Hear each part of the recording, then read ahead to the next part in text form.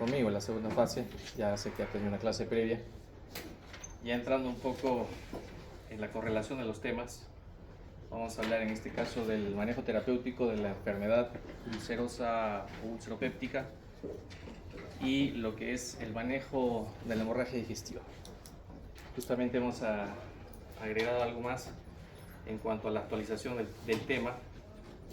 Si bien hay algunas guías importantes que siempre las ponemos aquí, básicamente las guías más representativas y con mayor número de casos estudiados son las guías del Colegio Americano de Gastroenterología para hablar justamente de la hemorragia digestiva alta, ¿no?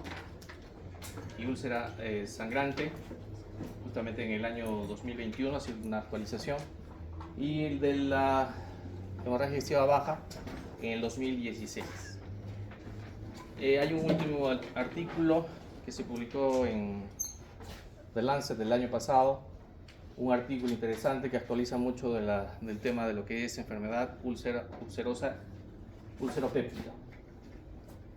Y tenemos la guía de salud, que también la consideramos un poco para conocer la realidad de nuestro país, si estamos adaptados a estas guías, ¿no?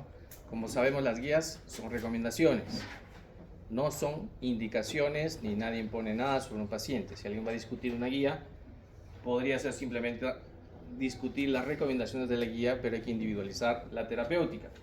No caigamos en ese error. Visto que la guía dice tal y debe ser así. No caigamos en ese error tampoco. ¿Listo?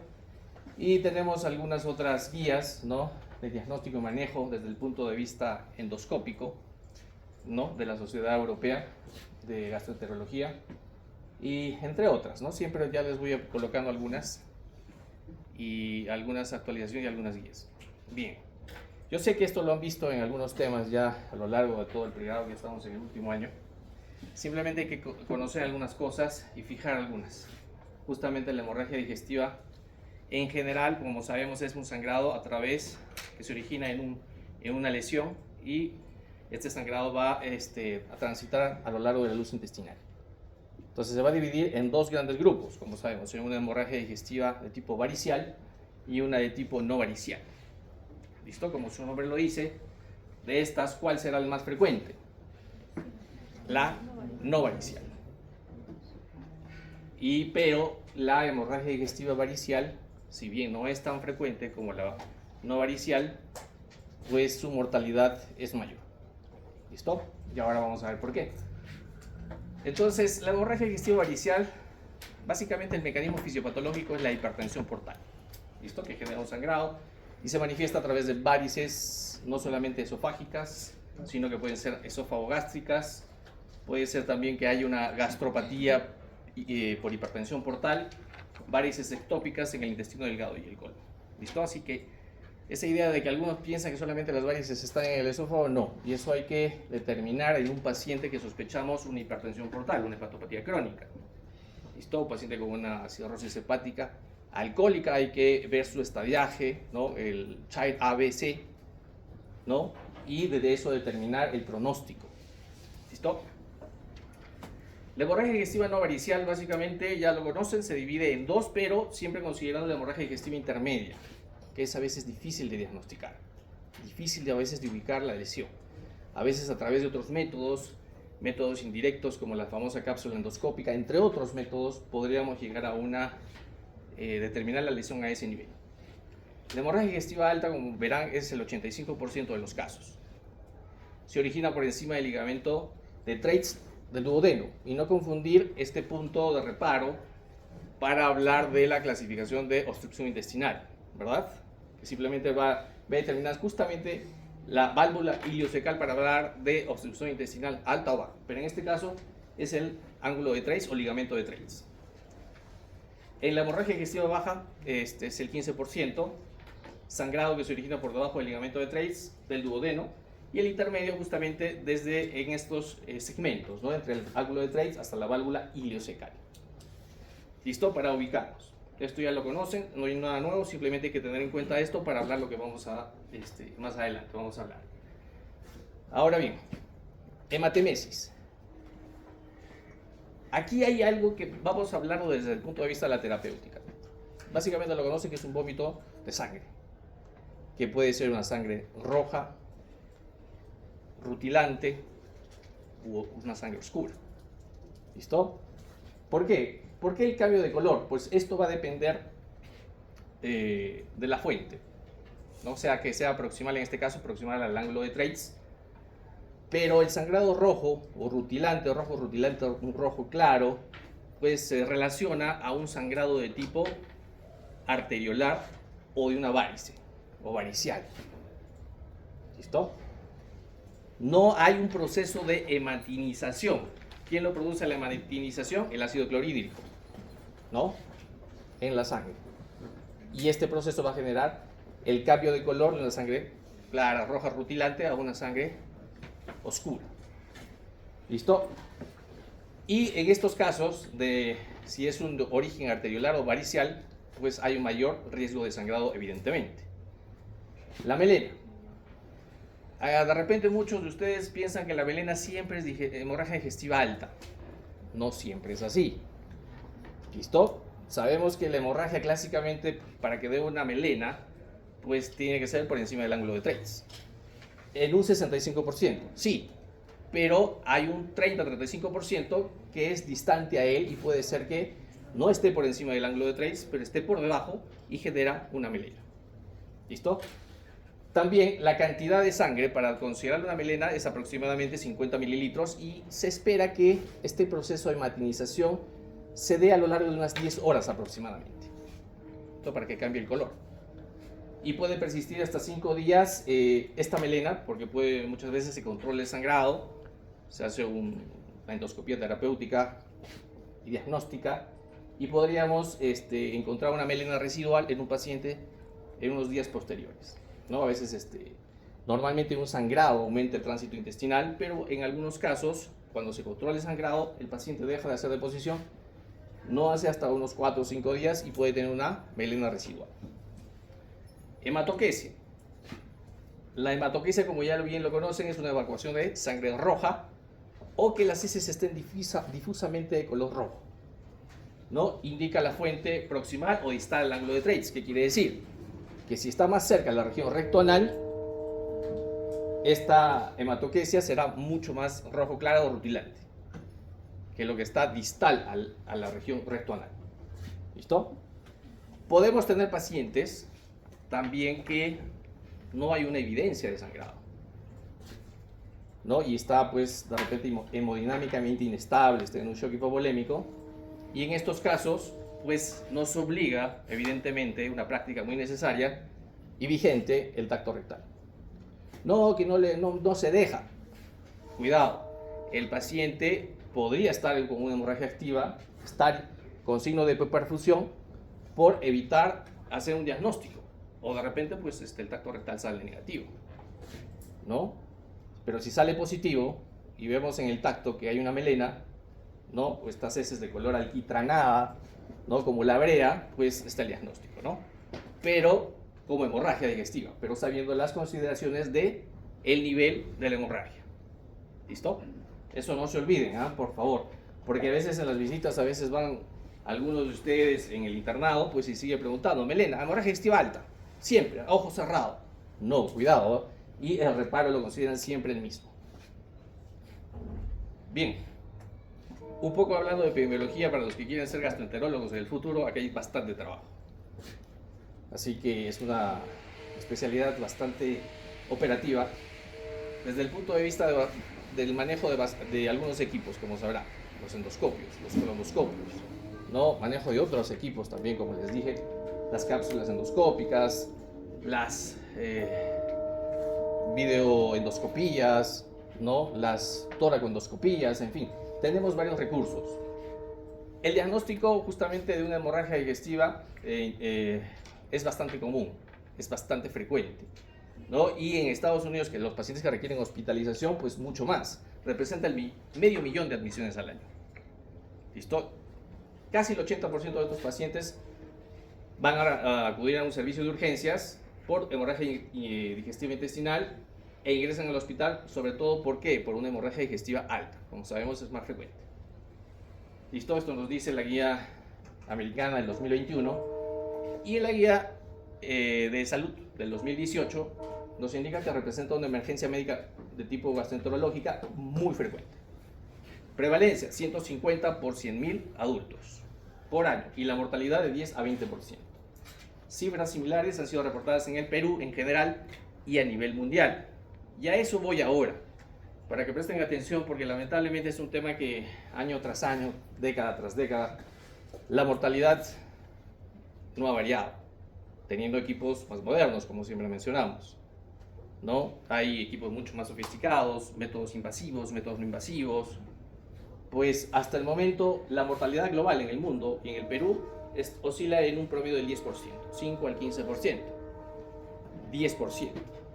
¿Y esto por qué sucede? Debido a que a pesar de tantos años, ya como 40, 50 años, en general que ya se vienen haciendo registros y estadística, no ha variado la mortalidad. ¿A qué se debe? Una causa, ¿cuál puede ser? Causas dependientes del huésped, del paciente, operador dependiente, médico dependiente, una combinación de ambos. Alguien me dirá, sí, pues es que ahora pues en el Perú pues hay una venta indiscriminada de bebidas alcohólicas, ¿sí? Y que toman más, y que encima van a la farmacia y se compran pues un antiinflamatorio no esteroideo, se compran el clásico ibuprofeno para el dolor. Y algunos ni saben y piensan que porque les duele, hay un dolor en el epigastrio, piensan que un ibuprofeno va a calmar y va a ceder el dolor. O se lo venden en la farmacia, ¿no? Es muy frecuente y lo van a ver. Estoy con una pirosis, dice el paciente, ¿no? Un ardor en la boca del estómago, ya 5 días después de haber festejado Año Nuevo. Y fui a la farmacia y me recomendaron tomar esto. Naproxen, ¿no? Es muy frecuente encontrar ese tipo de pacientes. ¿Listo? Entonces, ahora la pregunta es, y sigue siendo vigente, ¿por qué la mortalidad sigue siendo la misma? La culpa la tiene el paciente, ¿no? Porque no hace caso, sabe pues que va a la farmacia, se automedica, y este automedicado viene al hospital con una hemorragia digestiva. Es por eso, ¿no? Por culpa del paciente. ¿Sí? ¿O tendrá algo que ver el médico? Dirá, pues, pero encima fuma, pues, sale, toma, fuma y naproxeno. ¿Sí?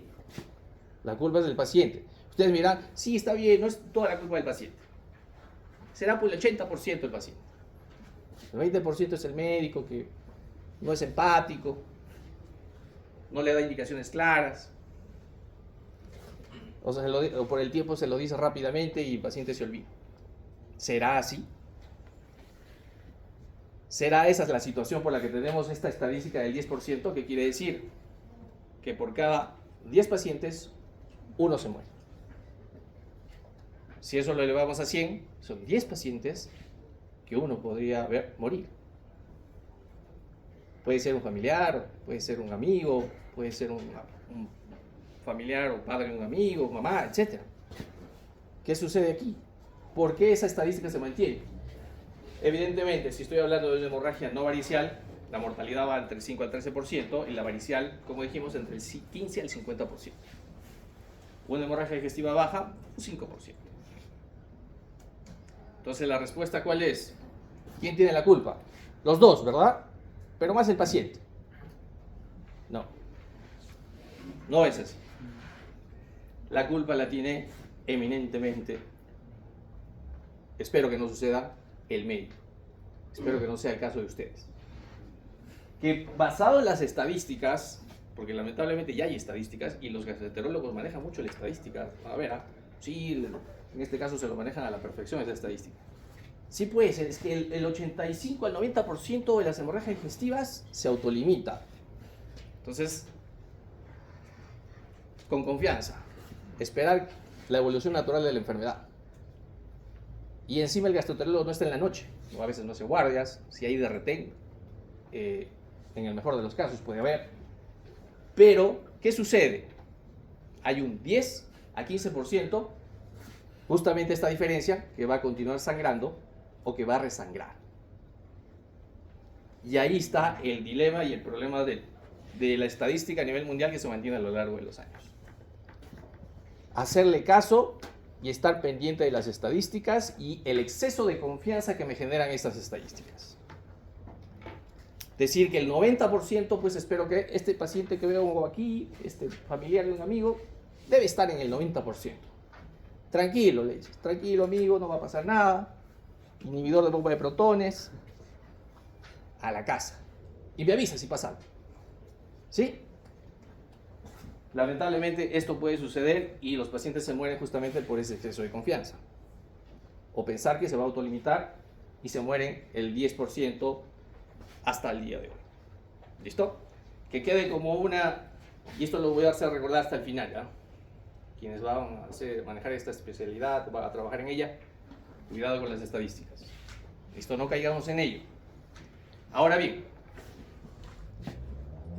como sabrán, en todas las especialidades y en esta también, las especialidades clínicas, por ejemplo, hay un estudio bastante importante, es el estudio Prometeo. Del año 2013, es un estudio italiano, pero que involucra varios ensayos a nivel mundial, en el que estableció las causas de sangrado. Y evidentemente, la causa principal, que se va de largo, estadísticamente hay una diferencia notable, es la enfermedad ulceropéptica, las úlceras duodenales y gástricas.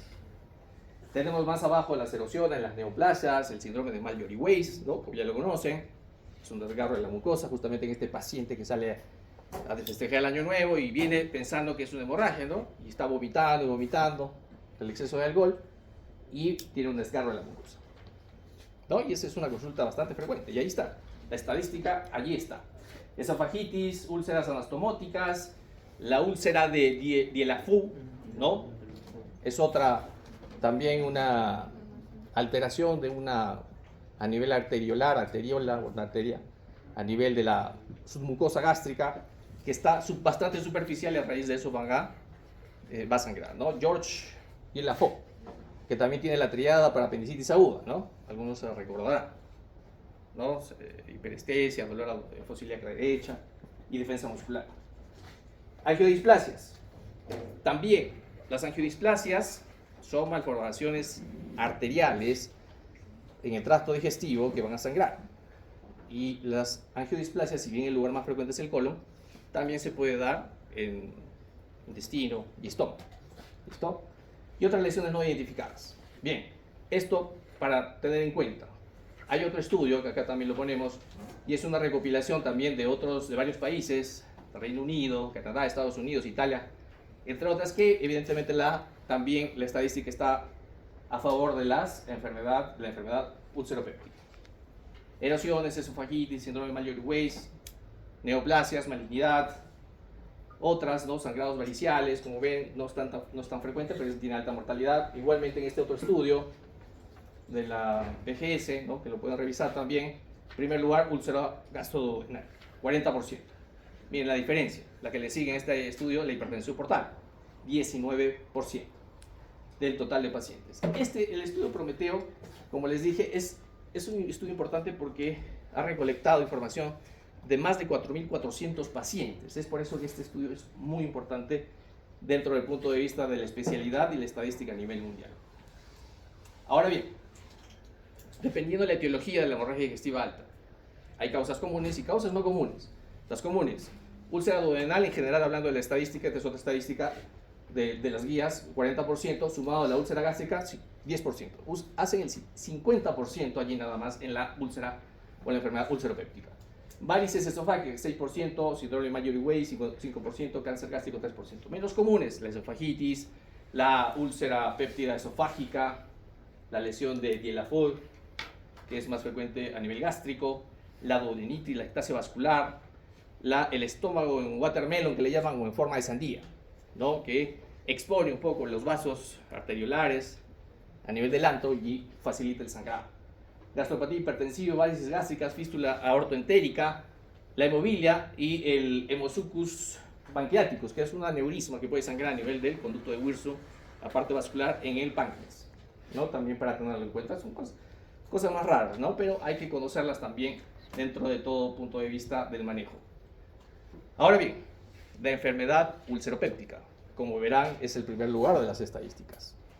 Quizás gran parte de estos pacientes que generan el exceso de confianza y que fallecen van a tener una enfermedad ulceropéptica.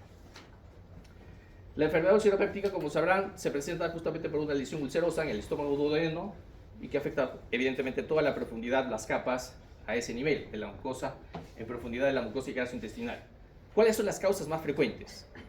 ¿Cuáles son las causas? En la patogénesis, como sabemos, el ácido gástrico, el ácido clorhídrico y la pepsina no son los que están involucrados en la fisiopatología, pero la infección por el Helicobacter pylori, los AINES y sobre todo la aspirina son las causas principales de esta enfermedad.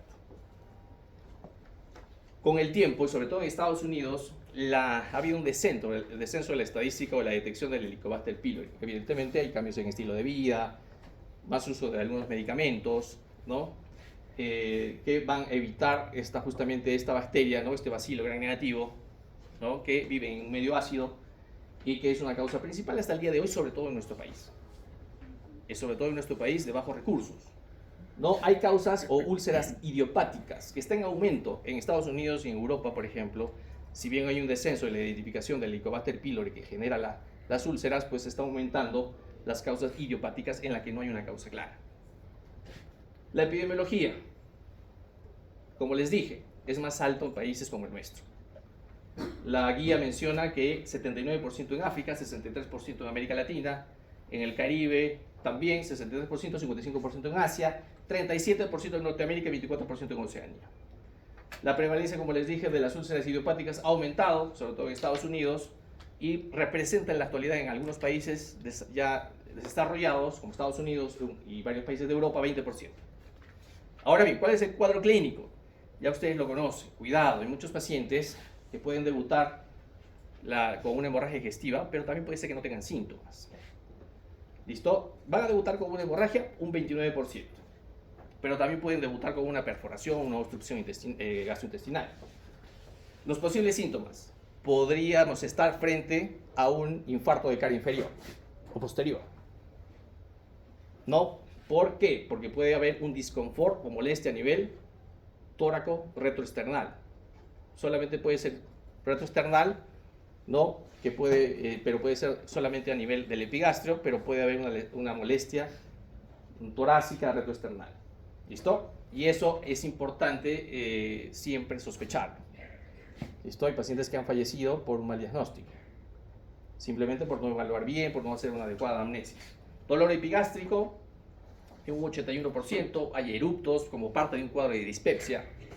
Como sabrán, la dispepsia puede ser funcional o relacionada al Helicobacter pylori, ¿no? 43%, dolor nocturno, 41% de los pacientes, náuseas, vómitos, 25%, puede haber llenura precoz, saciedad precoz. En general, la úlcera péptida se detecta en 1 de cada 20 pacientes con dispepsia, sometidos justamente a una endoscopía como parte de un screening o como parte de una forma terapéutica y diagnóstica. Sobre todo en pacientes adultos mayores, 60 a 65 años, mucho de este grupo etario pues son asintomáticos o tienen pocos síntomas. ¿Listo? Eso hay que tenerlo en cuenta. Pacientes adultos mayores, acuérdense, ya voy mencionando una pista a lo que voy a hablar ahora. Úlcera péptica no complicada. La guía, o mejor dicho, esta revisión de Lancet, habla básicamente de lo que es más frecuente. La úlcera péptica no complicada, ¿no? Como ya mencioné, las complicadas, obstrucción, perforación, hemorragias, ¿no? Pero en este caso, la úlcera péptica no complicada, se hace pues el diagnóstico definitivo a través de una endoscopía, una evaluación endoscópica, ya sea diagnóstica y terapéutica. ¿Listo? Y que no solamente me permite visualizar la lesión, sino que me permite tomar una biopsia, una muestra y una prueba, si quiero hacerla y si está disponible, una prueba de la ureasa. Ureasa para detectar la presencia del Helicobacter pylori. Pero acá hay algo importante, y esto hablan también las guías de dispepsias. Pueden haber pacientes que tengan signos de alarma o pacientes sin signos de alarma. ¿Cuándo tengo un paciente con signos de alarma? Hemorragia, un paciente con hemorragia, con anemia, la edad más de 50 años, que tenga pérdida de peso, esos son signos de alarma. Pero si el paciente no tiene signos de alarma, la endoscopía no es obligatoria, salvo que haga una unidad clínica y bueno, pues considere hacerlo. Pero básicamente ahí tenemos los signos de alarma que hay que tener en cuenta. Y se puede optar, en vez de hacer una endoscopía obligatoria, hacer una prueba no invasiva, ¿no? Una prueba de invasiva como el test respiratorio o el test de la urea respiratoria, ¿no? Y darle un tratamiento por aproximadamente 8 semanas con inhibidores de bomba de protones. ¿Listo? Puedo hacer pruebas también no invasivas, además del test respiratorio de la urea, como las pruebas del antígeno fecal, o serológicas como IgG para el Helicobacter pylori. Y las pruebas invasivas que ya la conocen, endoscopía, las endoscopías con las biopsias, la histología, las pruebas rápidas de ureasa, pruebas moleculares también se puede hacer para el Helicobacter pylori. Tratamiento, por excelencia, los inhibidores de bomba de protones. Pero no son los únicos tratamientos. Ha pasado mucho tiempo del uso masivo y a veces hasta indiscriminado de inhibidores de bomba de protones, que en sí han demostrado superioridad con los antagonistas H2, ¿no? De la histamina. Y es más, en el Perú pues ya no se está usando mucho debido a la relación con algunas sustancias cancerígenas, ¿no? Que ya no, por el cual no se está utilizando en el Perú, por ejemplo, la ranitidina, ¿no? O algunos análogos de las prostaglandinas, ¿no? Evidentemente el inhibidor de bomba de protones es superior a inhibidor de prostaglandinas, ¿no? Misoprostol, entre otros, ¿no? No existen diferencias significativas. Me ha dicho que mejor es el esomeprazol, el lansoprazol. Si son correctamente indicados a las dosis adecuadas, no hay diferencias entre uno y otro que me haga cambiar de uno a otro. Sí, es cierto, me dirán, algunos estudios respaldan el lansoprazol como un medicamento ideal. Es costoso, es más costoso que de repente un omeprazol genérico. Entonces, pero en general las guías recomiendan utilizar indistintamente uno u otro, pero en las dosis adecuadas en los tiempos correctos, ¿no? Siempre individualizando. Ahora bien, no hace tanto tiempo, pero ya lleva algunos 10 años, en que hay algunos medicamentos que se están utilizando, que justamente son medicamentos antagonistas competitivos de los receptores de potasio. ¿Listo?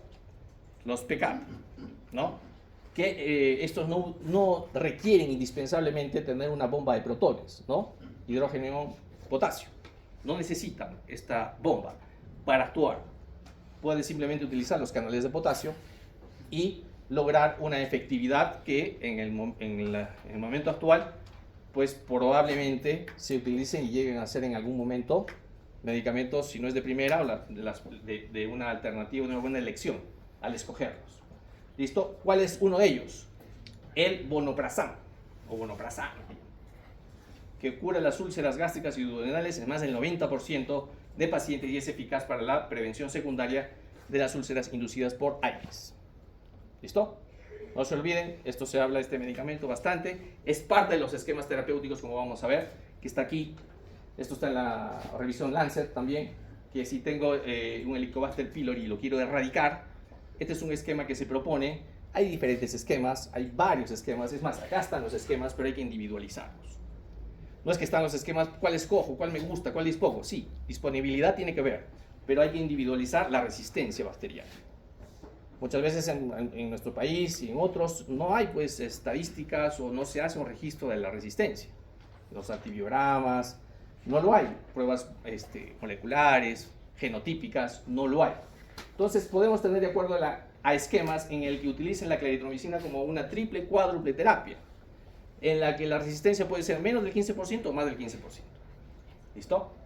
Si es menos del 15%, pues tengo una primera línea, ¿no? Que haga una terapia triple, acá le he puesto terapia triple con claritromicina, o puedo tener, si la resistencia es mayor del 15% o desconocida, utilizar otras alternativas como terapias concomitantes, que acá les he puesto, o terapias híbridas. ¿Listo? O puedo utilizar una cuádruple terapia con bismuto, también. Siempre asociar antibióticos con un antisecretor. Siempre es de elección. Podemos tener una segunda línea, una tercera línea, ¿no? Tenemos ya una tercera línea, ya utilizando, por ejemplo, rifabutina o complementarlo en los esquemas que como parte del inhibidor ARN del Helicobacter pylori. Entonces se los dejo aquí. Este es un manejo un poquito más allá de especialidad, pero para que tengan una idea de reconocimiento de algunos esquemas de tratamiento que son varios, ¿no? Bien. Ahora bien, la evaluación. La evaluación en sí de un paciente y la estratificación del riesgo. Siempre hago la pregunta, si yo tengo un paciente en la cola y ustedes son internos de medicina, o ya son médicos, y yo tengo en la fila de los que llegan por triaje, tengo un paciente de 40 años, varón, y ustedes están atendiendo, llega una joven, una dama de 25 años, ¿no? De repente después de una reunión, una salida, un año nuevo, un fin de semana, Semana Santa, y llegan justo el domingo, pues, en la madrugada todavía, como siempre ocurre, suele suceder. Tengo paciente que llega como un paciente con 80 años en la cola. Tengo pacientes, 3 tipos de pacientes, como hemos visto. Y ustedes tienen que decidir, y los 3 vienen pues con hematemesis. Y alguno por ahí dice melenas. 3 días, 2 días, desde que empezó la Semana Santa o desde el Año Nuevo. ¿Ustedes por quién decidirían? ¿Qué paciente va a decir? Usted tiene que ser primero porque solamente tengo un gastroenterólogo de Retén y va a venir a esta hora, 2 de la mañana, a hacer una endoscopía terapéutica y diagnóstica. ¿A quién escogería? El de 80 años. El 80 años. Pero alguno me dirá, el de 80 años ya le queda poco tiempo. ¿Para qué? Es más, prefiero personas productivas, que trabajen y que si encima es personal de salud, él va. O algún interno varón me dice, no, mejor la señorita. Que pase, adelante. Estoy llamando al gastroenterólogo en este momento, le va a hacer la endoscopía en 15 minutos. Ah, perfecto, doctor. Entonces, ¿a quién elegimos? Creo que la pregunta parte justamente de la edad. ¿Y por qué escogeríamos un paciente adulto mayor? 80 años. ¿Quién me dijo?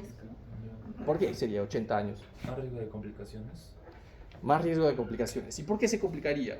De repente el paciente, la señorita que te decía, por favor, yo tomo todos los fines de semana, ya me han dicho que tengo úlcera. Yo debo pasar. Y el adulto mayor le dice, no, yo me tomaba mi naproxeno por mi artrosis, pero nada más, no tengo nada más. Entonces ahí me puedes decir de repente, no, usted no, que pase la señorita. No, ya tiene antecedentes de tener úlcera, no, señor, espere. ¿Sí? ¿O no? No. Que pase ni uno ni otro. Que pase el joven, que no hace problemas. Puede ser, cuidado, esto es el triaje. Habla un poco de triaje porque van a encontrar este tipo de pacientes que van a empezar a las 2 de la mañana a hacer problemas porque quieren la atención rápida, obviamente. Y si tienen familiares van a decir, atiéndalo ya.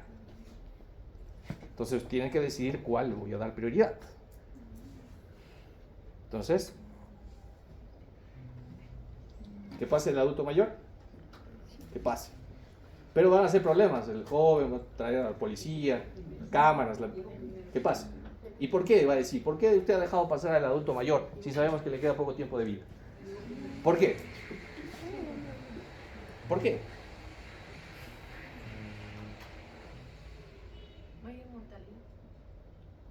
Mayor mortalidad. Miren, no estamos en guerra, por si acaso. Yo he puesto un ejemplo que se puede asemejar a una situación, ¿no? de elección en un paciente en un accidente masivo, en una guerra, ¿no? Una situación, pues, un terremoto, ¿no? Un evento de ese tipo. No estamos en esta situación, cuidado. Por eso la pregunta es cuál yo escojo, ¿no? O sea, es un ser humano, es una persona, porque puede ser un abuelo, puede ser un papá, ¿no? Y yo voy a decir, no, la señorita no me cae bien, ¿no? O el que está haciendo problemas. ¿Y cuál sería la razón? Hay una razón porque normalmente se considera los 70 años, pero en algunas scores o escalas utilizan los 60 o 65 años. ¿Por qué? ¿Por qué sería? Sí, sabemos que la población adulta mayor tiene mayor riesgo o más comorbilidades, sí, es verdad. Pero ¿cuál es el problema principal? Porque puede ser que ni siquiera sea hipertenso, si no es diabético, como el caso del señor de 80 años que solamente tomaba naproxeno para su artrosis. La clínica. ¿Qué sucede en los pacientes adultos mayores o a medida que nosotros envejecemos? Hay un proceso que se llama aterosclerosis. Inevitablemente, a veces se puede atenuar, pero muchas veces es inevitable en la mayoría de la población aún. Por lo tanto, este paciente con aterosclerosis definitivamente aumenta muchísimo más su riesgo cardiovascular que los otros, a pesar que no pueda o que no tenga o que no conozcamos sus antecedentes cardiovasculares o sus antecedentes en general. Entonces, la edad no está por gusto considerar, y ustedes habrán visto que muchos consideran la edad en varios scores.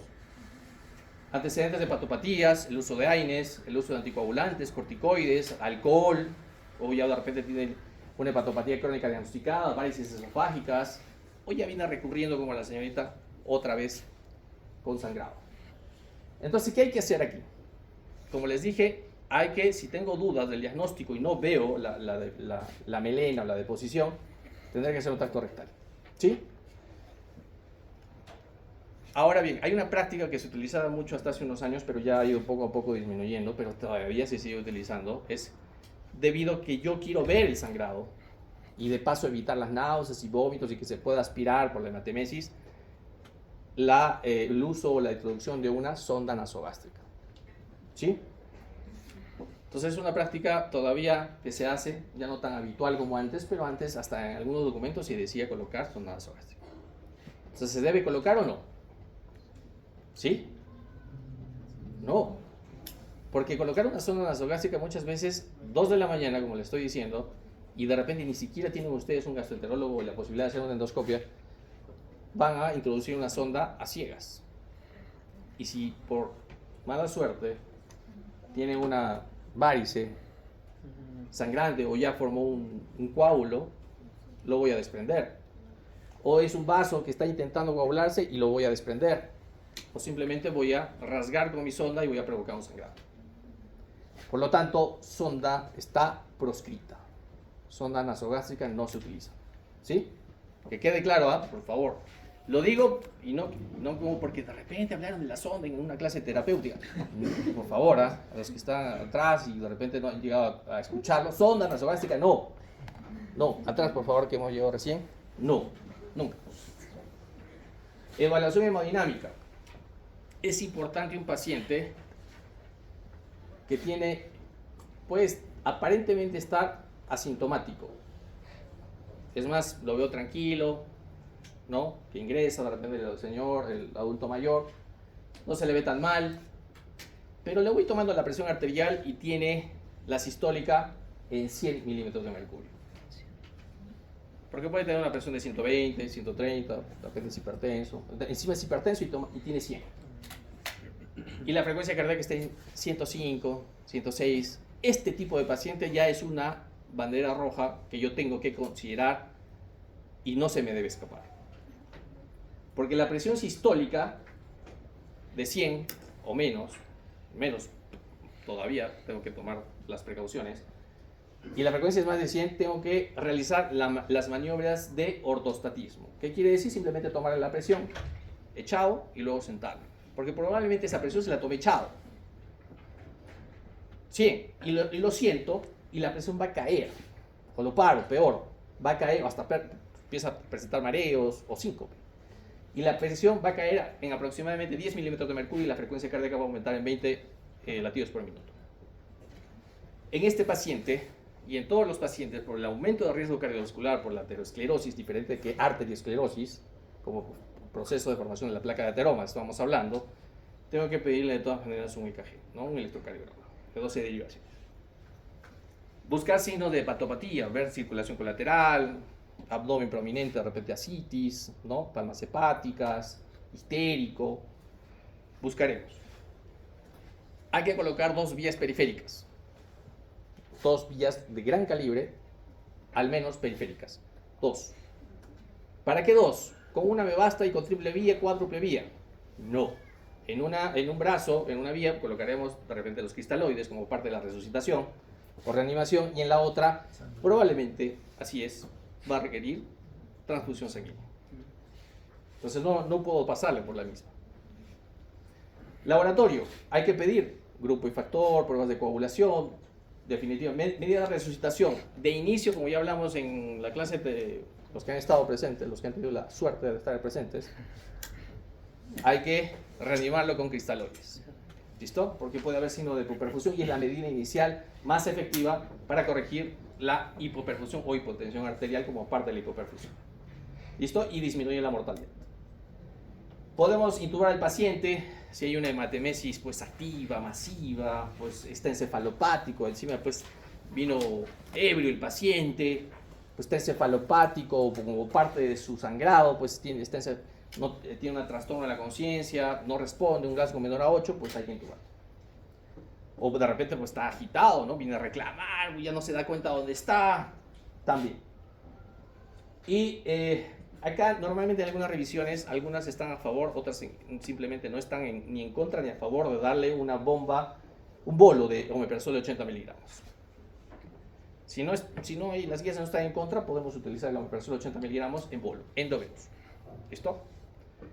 Y la transfusión, pues básicamente ya hemos hablado si la hemoglobina es menor a 7, pero hay algunas circunstancias que vamos a ver.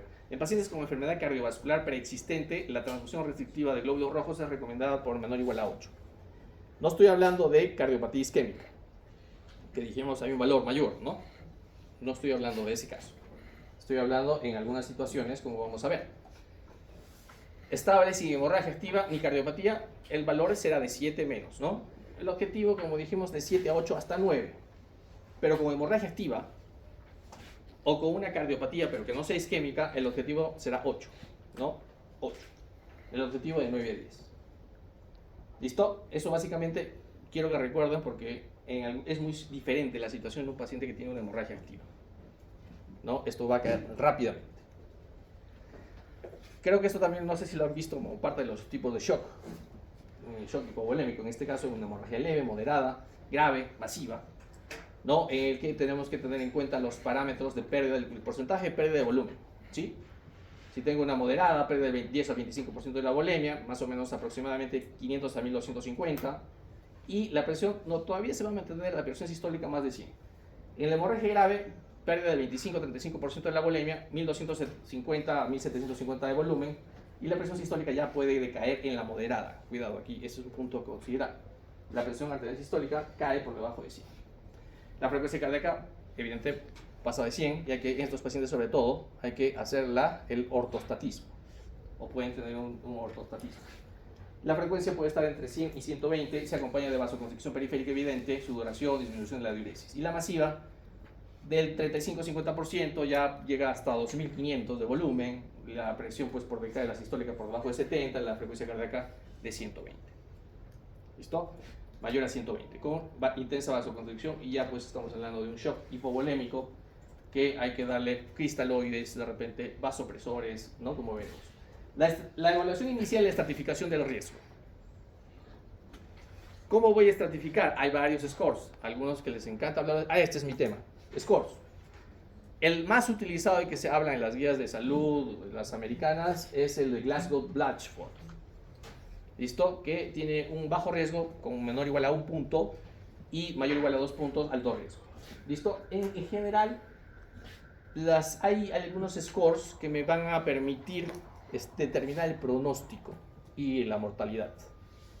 Y algunos me van a sugerir hacer una endoscopía, ¿no? Como es la puntuación de Blatchford, que si me sale pues mayor o igual a 2, tengo que hacerle una endoscopia. Hay otras puntuaciones de Rockall, por ejemplo, que ya tienen considerada la puntuación para hallazgos endoscópicos, preendoscópicos y postendoscópicos.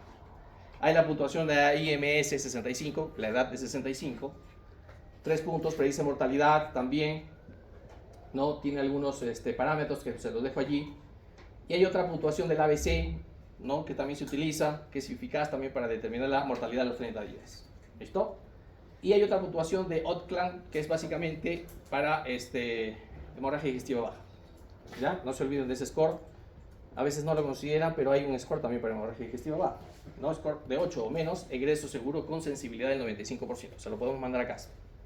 Acá están, se los dejo aquí para revisar básicamente. Miren, Glasgow-Blatchford no considera edad. En cambio, ABC sí considera, IMS 65 también, Rockall también.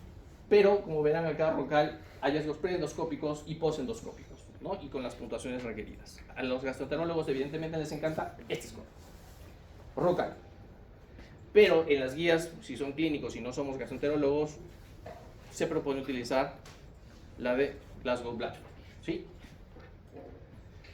¿Hay escalas endoscópicas? Sí. La clásica de John Arthur Forrest, ¿no? Forrest, que tiene alguna clasificación que cuando en 1974 salió su publicación, su primera publicación, no, Forrest, no sirve, falta estudios, pero la verdad, hasta el día de hoy, las guías le dan la razón a Forrest. En 1974 no, lo minimizaron, ¿no? Como a veces pasa. Pero hay otras, para varices esofágicas, la clasificación de Babeno, esto ya un poco más de manejo de especialidad, clasificación de Sarin para varices gástricas, o la clasificación de Los Ángeles, muy utilizada también para lo que es esofagitis, ¿no? Esos pacientes bebedores, alcohólicos, que vomitan y bueno, reingresan. Esa es una buena clasificación que se utiliza mucho. Ya saben, Forrest, 1A, sangrado en chorro, 1B, sangrado en sábana, 2A, vaso visible, 2B, coágulo adherido, 2C, una mancha pigmentada, y la 3 es un fondo limpio. ¿Listo? Para recordar, es la más utilizada, pero que solamente, no solamente me determina el tipo de lesión, sino el riesgo de resangrado para hablar de Forrest. Por lo tanto, el hallazgo endoscópico de la úlcera péptica me permite predecir la probabilidad de resangrado en las siguientes 72 horas. En consecuencia, para poder intervenirlo, ¿no? Por ejemplo, si yo tengo un Forrest 1A, 1B, sangrado en chorro o en capa, hay un 55% de resangrado. Hay que hacer, evidentemente, como terapéutica, terapia endoscópica. 2A, vaso visible en su base, 45% de resangrado, terapia endoscópica. 2B, coágulo adherido. Las guías 20% de resangrado, las guías indican que no están ni en contra ni a favor de uno. Puede utilizarse terapia endoscópica o terapia farmacológica. 12, mancha pigmentada plana, y 3, base limpia. La mancha pigmentada plana, 10%, tratamiento farmacológico igual que la base limpia. Forrest 3, menos de 1% de resangrado, terapia farmacológica. Entonces la probabilidad de endoscopía debe ser en las primeras 24 horas. No, porque para localizar la lesión se hace y se detecta en más del 85%, y hay algunas contraindicaciones como un infarto de miocardio reciente. Por eso cuando yo hablaba, esta es una contraindicación, pero el riesgo cardiovascular mayor y la principal causa de muerte de la hemorragia digestiva, ya sea alta o baja, será una cardiopatía isquémica, el infarto agudo de miocardio. Por eso, en un paciente que sangra, hay que pedirle su electrocardiograma, si sospechamos también sus troponina, el coma, la insuficiencia respiratoria severa, la perforación digestiva y la luxación atolaxoidea son contraindicaciones, ¿ya? No hay tantas, cada vez son menos, pero hay algunas situaciones pues que es un poco complicado de hacerlo, pero hay algunos, a pesar de eso, se hace. Pero son recomendaciones. ¿Cuál es el tratamiento médico preendoscópico? Acá hay dos pacientes que tienen, uno, hemorragia digestiva varicial, y otro que no tiene, es no varicial. En el endoscópico, en el no varicial, que no hay hipertensión portal, hay que darle eritromicina, y se proponen las guías, eritromicina, dosis de 250 miligramos, que la infusión pase en 5 a 30 minutos, 20 a 90 minutos antes de la endoscopía. ¿Para qué me sirve? ¿Para qué me sirve la eritromicina? Es un prokinético. Estudios antiguos hablaban de la metoclopramida, pero lamentablemente la evidencia se cayó, no es así en la actualidad. Sí, la eritromicina, porque favorece el vaciado gástrico, el vaciamiento gástrico. ¿No? Actúan sobre los receptores de motilina para mejorar la calidad del endoscopía y reducir el tiempo. Mejora el vaciamiento y evita pues tanto la visualización sea mejor, que el paciente no tenga pues náuseas, vómitos, ¿no? Tanto en el pre como posteriormente. Omeprazol en bolo inicial seguido de una infusión. El bolo inicial, como les dije, las guías están ni en contra ni a favor. La consideramos porque hay muchos documentos que lo consideran omeprazol, como la guía de salud. 80 miligramos seguido de una infusión de 8 miligramos hora. ¿Cómo es esta infusión de 8 miligramos hora? Es simplemente una ampollita de 40 miligramos de omeprazol más 100 mililitros de solución salina a 20 cc hora. Es simplemente la infusión de 8 miligramos hora. Eso es lo que le indicamos en la bomba de infusión y se calibra para pasar. Pero si tengo un paciente con hemorragia digestiva varicial, con cirrosis hepática, el tratamiento preendoscópico es distinto. Hay que darle un vasoactivo, ¿no? Como la somatostatina. En este caso su derivado es el leptrótide, un vasoconstrictor esplácnico a nivel intestinal. En las dosis que vemos ahí, 50 microgramos, luego 50 microgramos hora por 5 días. O también la terlipresina, que es otro análogo, ¿no? Que tiene la función de reducir la presión portal gracias a su vasoconstricción esplácnica. Y hay que darle, sí, aquí, tratamiento antibiótico. ¿Cuál? Ceftriaxona o norfloxacino. En el Perú se usa la ciprofloxacina. ¿Para qué? Para evitar la translocación bacteriana y que pueda haber alguna infección agregada. ¿Listo? Sobre todo en estos pacientes de tipo varicial. La ciprofloxacina a veces hay resistencia y se utiliza la norfloxacina. Entonces, si existen dudas en cuanto a alguna hemorragia digestiva debido a una hipertensión portal, la endoscopia debe realizarse en las primeras 12 horas. Tengo sospecha, su paciente probablemente cirrótico, tengo que adelantar porque la mortalidad es mayor. Después de la estabilización hemodinámica. En pacientes con hemorragia digestiva alta, no relacionadas con hipertensión portal, tenemos un plazo hasta 24 horas para hacer la endoscopía, salvo que estén en inestabilidad hemodinámica. Si está en inestabilidad hemodinámica, hay que hacerle de inmediato. De inmediato. ¿Listo? Del inicio de los síntomas, las primeras 24 suele hacerse, ¿no? Plazos más cortos o inferiores, si no está en inestabilidad hemodinámica, puede acelerar el curso de algunas cosas, las maniobras de resucitación, la corrección, el pedido de transfusión, la sangre, la compatibilidad, y eso puede aumentar la mortalidad. ¿Listo? Y la mortalidad. Ahora bien, ¿cuáles son los tipos de terapéutica endoscópica? Para que tengan una idea más clara de cuáles son. Tenemos varios métodos. Terapia, por ejemplo, inyectable con adrenalina, pero no se usa como en monoterapia, siempre asociada a otra, la inyectoterapia con adrenalina, por si acaso. ¿Listo? Sustancias esclerosantes también se pueden utilizar, alcohol, etanolamina, polidocanol, métodos de ablación térmica también. Tenemos la electrocoagulación, la sonda de oro, la sonda térmica o caliente, el argón plasma. Métodos mecánicos, esos son los métodos de ablación térmica. Los métodos mecánicos, el hemoclip o los clips y las bandas elásticas. Allí también las veo. En las guías se mencionan, las guías americanas, se menciona el spray hemostático en polvo TC 325, que es como su nombre lo dice, es un spray coagulativo temporal. Solamente hasta utilizar las otras medidas anteriores. Y el over the scope clip, que es simplemente colocar un clip, pero con manejo endoscópico, que tiene una cápsula, un capuchón, que cubre la lesión y suelta el clip, ¿no? Y ajusta la úlcera si es que fuese el caso, ¿no? Ese es el over the scope clip. Ahora bien, hay dos tipos. En general son 6, los he mencionado en desorden, pero la mejor evidencia son los de color verde. Son los más recomendados: la electrocoagulación bipolar, la sonda caliente o la térmica, la inyección con etanol absoluto. Se pueden utilizar, pero la recomendación no es tan alta, la colocación de clips, como la coagulación con argón plasma, la electrocoagulación monopolar. Entonces, los métodos térmicos de contacto es justamente porque son de contacto. O sea, el endoscopio, a través de los dispositivos que tiene, van a tocar la mucosa o la lesión. Los métodos térmicos de contacto, que son los primeros, el recuadro verde, y tiene menor riesgo de resangrado y la mortalidad comparado con los de recuadro amarillo. ¿Listo? Los clips y los caps, la coagulación con argón plasma, muestran resultados similares, pero la evidencia es de menor calidad. La electrocoagulación monopolar se asocia con mayor lesión del tejido. ¿Listo? Eso simplemente para tomarlo en cuenta, esto está en la guía americana. Ahora bien, la guía de salud, y ya para culminar en un momento. La guía de salud en un paciente que estoy en el manejo inicial y yo sospecho o tiene clínica de una hemorragia digestiva, pues hay que reanimarlo hemodinámicamente, ¿no? Si tiene un sangrado masivo persistente, pues hay que darle cristaloides y pedir de repente sangre, ¿no? Transfusión de glóbulos rojos, ya sabemos si es que es la hemoglobina menor a 7.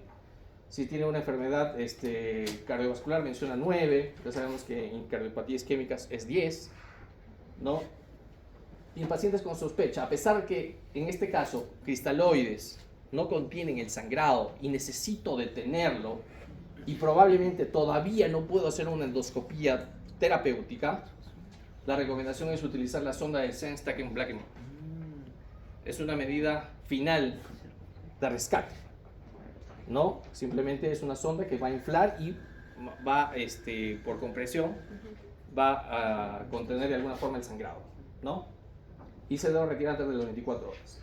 Una vez que he hecho eso, pues podemos utilizar este score, Glasgow Blackboard, si es menor o igual a 1. El paciente, pues, con una alta sensibilidad y no tan baja tampoco especificidad, podemos darle de alta a la casa con seguimiento, explicando signos de alarma y decirle que regrese, porque evidentemente, como ya hemos visto, ahí vamos a revisarlo también, hay algunos parámetros que vamos a considerar y con la tranquilidad del caso podemos darle de alta. Por el contrario, si tiene un score mayor o igual a 2, pues el paciente no se va y hay que iniciar el tratamiento preendoscópico, la bomba, el bolo, perdón, de omeprazol de 80 miligramos y luego pasar la infusión. Y esto no debería retrasar la endoscopía, darle la medicación, ¿no? Si tengo el endoscopio disponible al pie de cama, se lo hago inmediatamente. Y si es varicial, como ya hemos dicho, profilaxis antibiótica para evitar la translocación bacteriana, ciprofloxacino, ceftriaxona, ¿no? 1 gramito cada 24 horas y en algunos casos se puede agregar también el octreotide. ¿Listo? Y luego realiza la endoscopía. Ahora bien, el manejo inicial de la guía americana básicamente dice lo mismo. Solamente aclararlo aquí que pueden haber falsos positivos, ¿no? Solamente tener en cuenta eso, ¿no? Por ejemplo, falsos negativos para transfusión, intervención hemostática o muerte. Tienen algunos en el resultado, aquí enfatiza el falso negativo. ¿Listo? O sea que yo debería mandarlo a la casa, pero lamentablemente este paciente podría generar la muerte por el sangrado y este paciente es mínimo, pero de todas maneras hay que considerarlo. De igual forma, si lo mando ya lo que se queda a observación o lo ingreso al hospital, en el caso que sea un score mayor o igual a 2, pues resucitación, paquetes globulares, eritromicina como prokinético, y no se está ni en contra ni a favor del bolo en este caso de bomba de protones. ¿Listo? Y la endoscopía dentro de las 24 horas, si tiene bajo riesgo de hallazgos endoscópicos, ya visualizando que no tenga una úlcera de base limpia o que tenga pues un síndrome de Mallory-Weiss no sangrante, ¿no?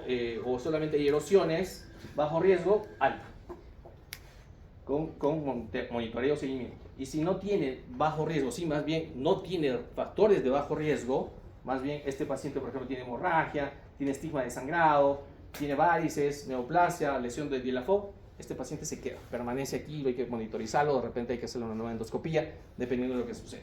Y es justamente la guía de salud que menciona eso, ¿no? En el caso que se hace la endoscopía, dentro de las 24 horas, ¿no?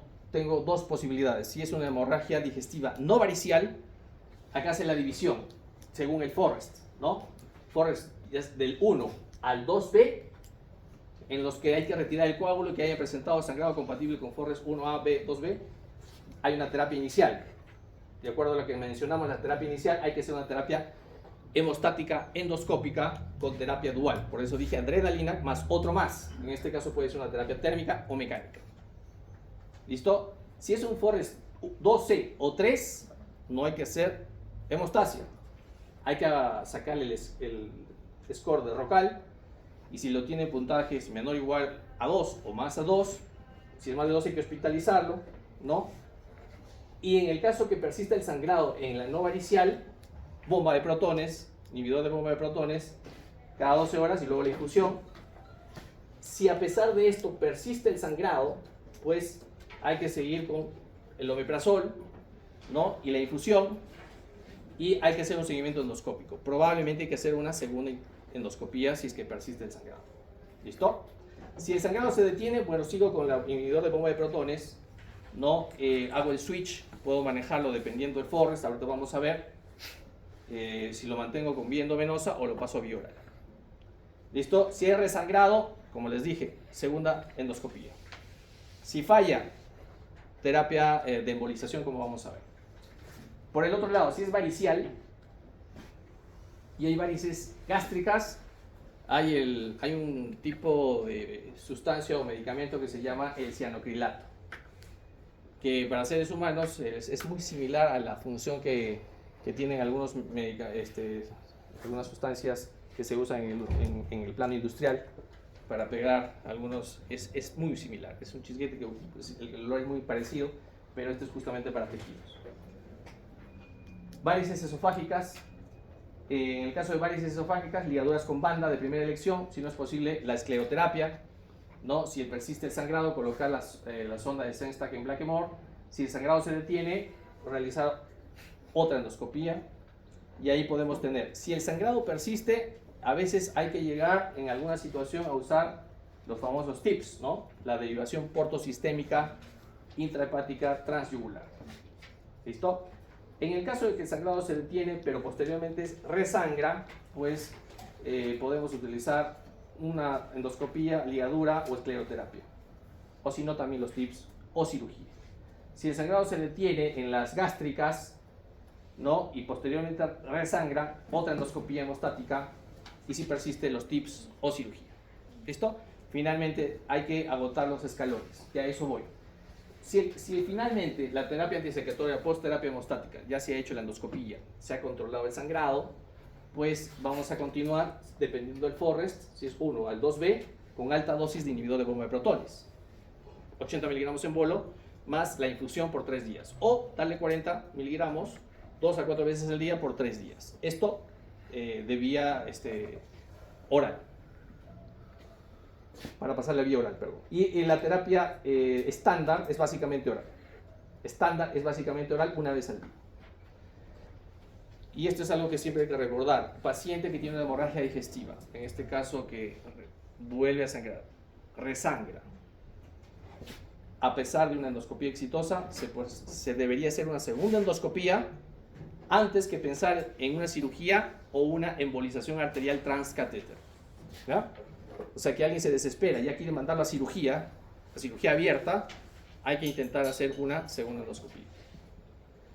Y las de baja. Ya sabemos que las hemorragias digestivas bajas son el 15%, las comunes, las hemorroides, la enfermedad hemorroidal, la fisura anal y las colitis infecciosas autolimitadas.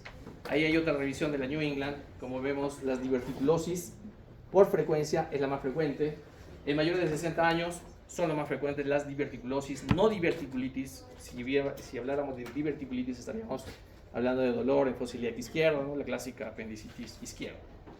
Puede haber, segundo lugar, la angioextasias, ¿no? O angiodisplasias, se llama en la actualidad, es mejor dicho de llamarle ahora, angioextasias, cáncer, pólipos, colitis isquémicas, menores iguales a 60 años, la enfermedad inflamatoria intestinal, divertículos colónicos, cáncer, pólipos, cáncer colorectal o pólipos colorectales. En niños, ¿cuál es más frecuente en niños?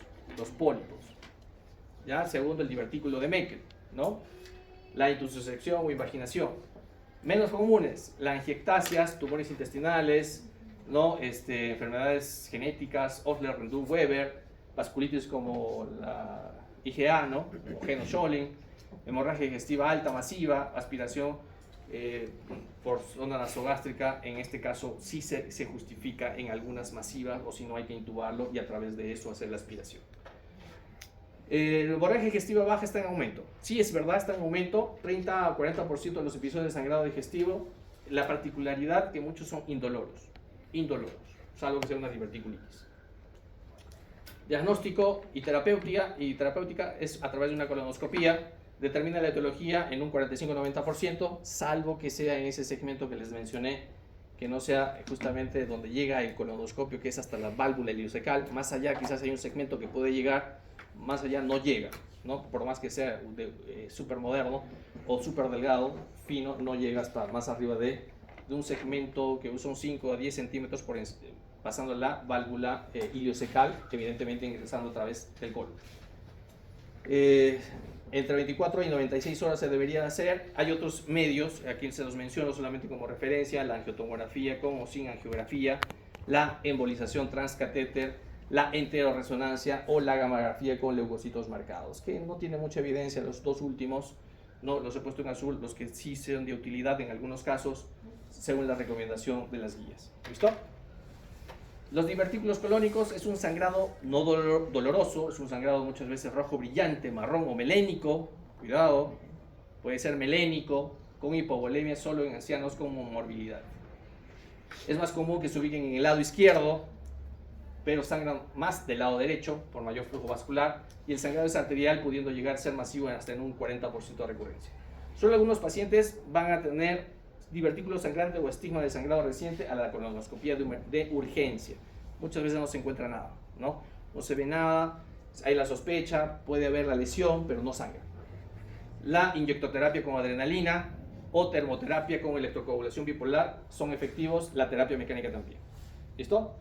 Y ya la última, el segundo lugar de que dijimos, las angiectasias colónicas, angiodisplasias antiguamente, que también se utilizan, se presenta de forma similar a los divertículos. Ya les dije que es una alteración vascular, arteriolar, de la forma de un ovillo, como vemos allí, que genera sangrados episódicos, pero sin dolor también.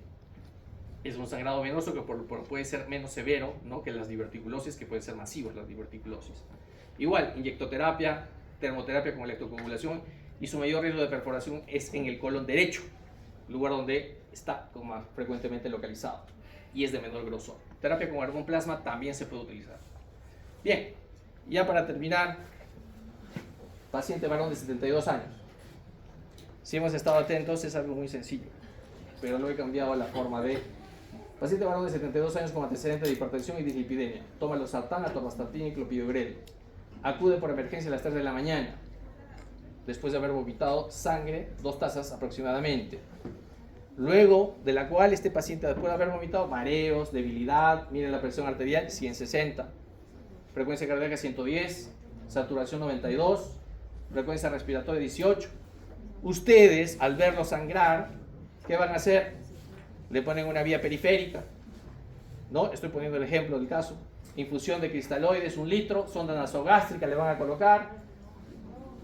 Estoy mencionando, narrando lo que ha pasado en el caso, nada más. Ustedes van a preguntar por antecedentes, puede ser cualquiera el caso, ¿eh? De repente no estuvieron en la clase de hoy y esto sucede. Se solicitan exámenes de laboratorio, le piden hemograma, glucosa, creatinina, perfil hepático, monitoreo. Miren, 2 horas después, el paciente se siente mejor y me dice, ya me quiero ir a mi casa, ¿no? Después de haber pasado 1 litro de lactato de Ringer, se quiere ir a la casa, le toman la presión, ya le voy a tomar la presión antes de que se vaya, le encuentran 110/70, la frecuencia cardíaca 96, la hemoglobina en 12, se programa una endoscopía para 2 horas después, a esa hora llega el gastroenterólogo, ¿no? Antes no podía venir, se le indica omeprazol en bolo endovenoso y ceftriaxona. Al momento de ingresar a la sala de endoscopía, hay retorno venoso por la sonda que ustedes indicaron, o alguno indicó. Se ve paciente pálido, diaforético, la presión, le vuelven a tomar 80/50, la hemoglobina en 9, la frecuencia cardíaca en 115. Acá piden urgentemente paquetes globulares, porque ven que la presión, la hemoglobina se cayó, ¿no? Y se lo transfunde. Previo al inicio de la endoscopía, a las 7 de la mañana llega el gastroenterólogo bien cambiadito, lavadito, y presenta hematemesis nuevamente de 250 mililitros. La endoscopía, le hacen la endoscopía y revela una úlcera sangrante, Forrest, en fondo gástrico, Forrest 1A, evidentemente. Se le realiza una termocoagulación con argón plasma y se detiene el sangrado. Continúa con omeprazol, 40 miligramos cada 24 horas endovenoso, pasa a la UCI, ¿no? Evidentemente fue exitosa la endoscopía, pasa a la UCI, pero en la UCI le encuentran presión de 90/60. Le toman un electrocardiograma y encuentran elevación del ST en B3 y B4. A los 10 minutos ven que en el monitor del EKG, el monitor tiene una fibrilación ventricular, justamente lo que vamos a ver esta semana. Ustedes se desesperan al ver este ritmo cardíaco, llaman al cardiólogo, salen a la puerta a decir, llamen al cardiólogo, y presentan en ese momento una taquicardia ventricular sin pulso, entra en paro. Ustedes le enseñaron ya así en su taller de RCP, empiezan a hacer RCP avanzado, con todas las ganas, no dan más, se turnan con el compañero que estaba rotando en pediatría, RCP avanzado y entran a sistolia. No sale del paro, fallece. Toca comunicar al familiar, toca avisar y pasa la muerte. Desenlace fatal. Para reportar, publicar, revista, desenlace fatal. Casi de desenlace fatal de manejo de hemorragia digestiva. ¿Qué sucedió aquí? ¿Qué pasó? ¿Este paciente pudo haberse evitado su muerte? Sí. Sí. O alguien me dice, no, es que usted dijo, doctor, las estadísticas, es el 10%, tenía que irse igual. No. Por eso no varía. Sí se pudo evitar, ¿verdad? Ya. A ver, ¿cómo lo podíamos haber evitado del compañero que estuvo en emergencias solo, hizo todo esto básicamente solo de repente, no estuvo en la clase de hoy, y ustedes dirían, no, esto se debió haber hecho, 4 medidas terapéuticas que se debieron haber hecho o corregir para que el paciente no fallezca. 4, levanten la mano. Aquí, me levantó aquí, y luego me levantaron ahí y acá. A ver, 4 medidas. ¿Por orden o...? No, de los que has visto aquí, evidentemente se hizo algunas cosas, yo creo que de repente se han hecho mal. ¿Qué es lo que hubieras corregido? Ya que has estado en la clase en primera fila y el compañero que estuvo ahí de repente no. En primer lugar no me colocó nadie, voy a colocar 2 vías. 2 vías. ¿Para qué 2 vías dijimos? Justamente una para pasar cristalero y otra para transfundir sangre. ¿Y requería sangre? En ese momento no, pero más adelante podría que sí. Así es, empezó a sangrar, ¿no? Y dijimos sangrado activo. ¿Con cuánto de hemoglobina dijimos? Con sangrado activo. Sangrado activo 8. 8. 7 si está no dinámico, no es un paciente no dinámico, ¿no? Que no está sangrando. Ya. 2 vías de gran calibre. Nada más. No. Luego no le hubiese colocado la sonda, no sabía hacer. La sonda no, porque ya sabemos que la sonda, ¿qué ha hecho la sonda? A ciegas. Desde sangre pase. O bueno, que saque el coágulo y... Claro, si tenía un coagulito, estaba formándose, lo empujó y se desprendió. O si no, con la sonda forzó y sangró, si fuese un vaso superficial. Correcto. Otra, La endoscopía tuvo que ser inmediata porque justamente estaba hemodinámicamente casi al límite. la endoscopía, inmediata. Lo programaron a las 7 de la mañana, desde que llegó a las 3, pasaron 4 horas. Ya, correcto. ¿Y qué más? Y en el caso que hubiera sangrado, transfusión de paquete globular. Transfusión. No, pero eso ya hemos dicho, ¿no? Que Hay... es más, ahí ya transfundieron, ¿no? Sí. Y quizás perle un EKG. Un EKG o justamente lo que es una zona. Un EKG, acá le han pedido un EKG. Ah, bueno, entonces no. ¿No? ¿O le hubiéramos pedido antes? Antes, lo habían pedido antes. Antes. ¿Aquí ya para qué? Ya, mucha. De repente ya el paciente ya ni se quejaba de dolor, ¿no? Era antes, ¿no? Probablemente el infarto, si es que esa elevación de ST, probablemente sea un infarto, ¿no? Pero de repente ya llegó como infarto, y como es un adulto mayor a veces no tiene muchos síntomas. Correcto. Son las 4 cosas que pudo haber intentado lucharla hasta el final. A ver, ¿alguien más me levantó la mano aquí, no? Otras 4 que se ha pasado. La septiazona, porque no tiene indicios de que sea una varicela. No, ni porque tenía tos con flema. ¿Cuándo damos, qué le darías entonces si no le das ceftriaxona? El bolo de un omeprazol todavía. El bolo, ya, el bolo. ¿Y la ceftriaxona no le damos? No, Ya, no se la damos. no se valora solo la hemodinámica, o sea, el ortostatismo. Ya, ahí estamos. ¿No se ha evaluado qué cosa? La hemodinámica. El ortostatismo, ¿no? Como parte, a veces le llama shock terapéutico, terapia de shock, ¿no?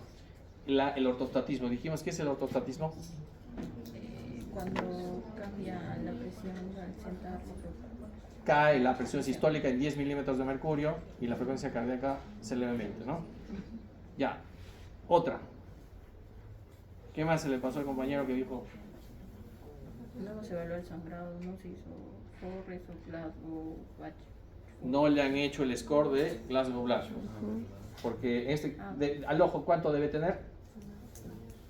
Mayor o igual a 2. Este paciente se queda, se hace endoscopía de urgencia. ¿Qué más? A ver, una más. Algo más, una más.